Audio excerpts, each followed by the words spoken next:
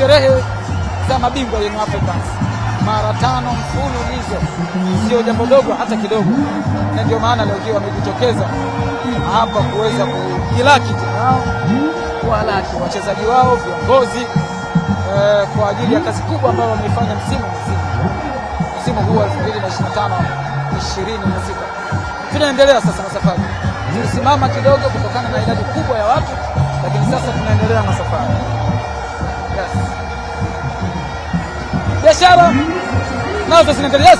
Picha hiyo ya Azam, kinywaji cha Azam Energy hiyo naweza kukiona hapa, ni miongoni mwa vinywaji ambavyo vinawasaidia hawa mashabiki kuendelea kupata nguvu ya safari hii ya paredi la mabingwa.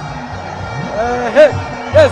Huyu bwana ameamua kuonesha mikono yote miwili, lakini kikubwa ni ile 5 ambayo ni 5 mfululizo, mabingwa mara 5 Young Africans Sports Club, timu ambayo ilianza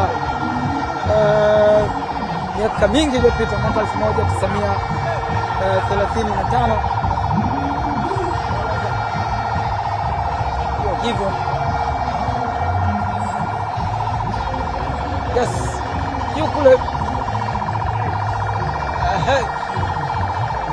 kombe la mabingwa la NBC Premier League fundisho ili uweze kuliona. Wapo ambao waliamua kusimama kabisa kule juu kwa sababu gari hii ya mabingwa inaruhusu watu kusimama kule bila tashwishi yoyote.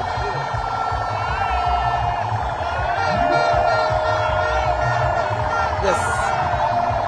Bado tunaendelea na safari mdogo kuelekea makao makuu ya Young Africans. Japo kama tulivyosema kwamba safari hii itakuwa na vituo vingi kidogo, maana kwamba tutafika hapa eneo la Msimbazi, mambo yale ya utani wa jadi bila shaka na yenyewe